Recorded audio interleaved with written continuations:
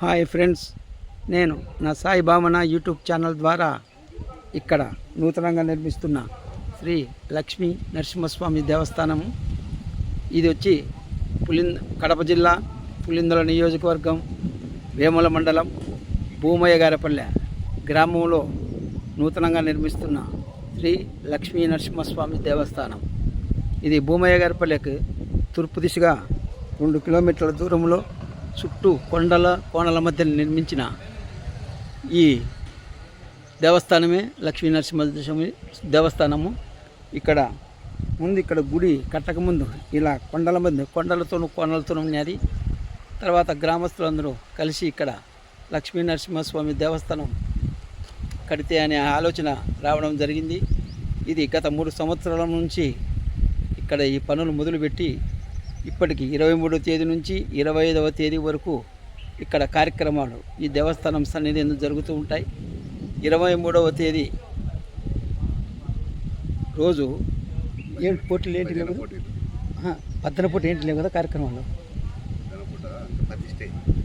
23వ తేదీ ఉదయం నుంచి సాయంకాలం వరకు ఇక్కడ స్వామి ప్రతిష్ట కార్యక్రమం ఉంటుంది. రాత్రికి వచ్చి తాళం భజన పోటీలు, అంటే మనం పల్లెల్లో శ్రీరాముల స్వామి దేవస్థానం చేస్తూ ఉంటారు తాళాల భజన. అలాంటి వారికి ఇక్కడ 23వ తేదీ రాత్రి తాళం భజన పోటీలు పెట్టడం జరిగింది. అలాగే 24వ తేదీ ఉదయం ఎద్దుల పోటీలు మరియు రాత్రికి కోలాటం పోటీలు జరపబడును.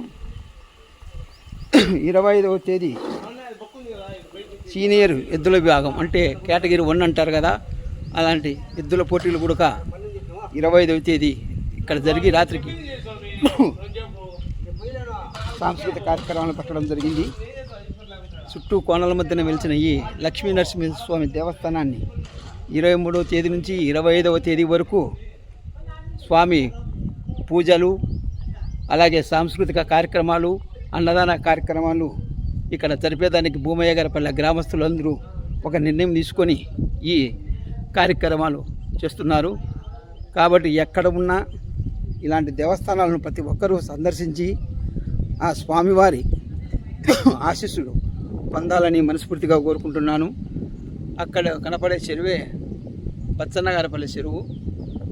చూడండి ఎంత అందమైన ప్రదేశంలో కొండలు మధ్యన వెలిసిన ఈ లక్ష్మీ నరసింహస్వామి దేవస్థానాన్ని సందర్శించి ఆ స్వామివారి ఆశీస్సులు పొందాలని మనస్ఫూర్తిగా నా సాయి భావన యూట్యూబ్ ఛానల్ ద్వారా కోరుకుంటున్నాను.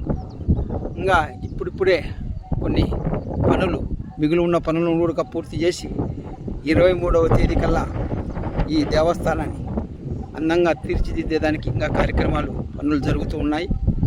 23, 24, 25 ఈ 3 రోజులు ఇక్కడ ఉత్సవాలు కార్యక్రమం ఉంటుంది. ఇది ఎన్నెల చెట్టు?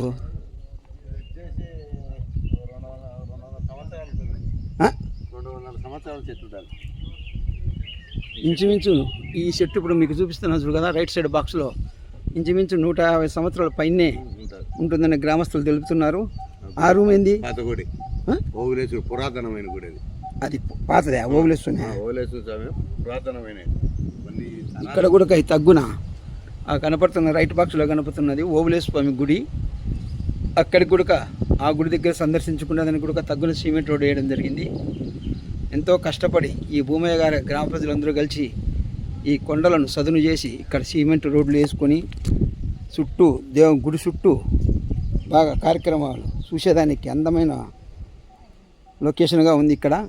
కాబట్టి ఎవరైనా ఎక్కడైనా ఉన్నవారు కూడా ఈ స్వామివారిని దర్శించుకొని ఈ ప్రకృతి అందాలను చూస్తే గనక మనకు మంచి అనుభూతిని ఇస్తుంటాయి.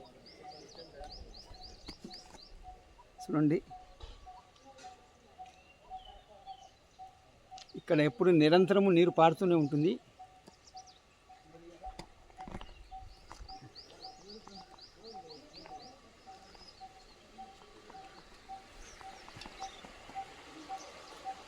ఈ తగ్గున కనపడుతున్న కోనేరే ఆ పై నుంచి అక్కడ నుంచి నిరంతరం నీరు వస్తూనే ఉంటాయి.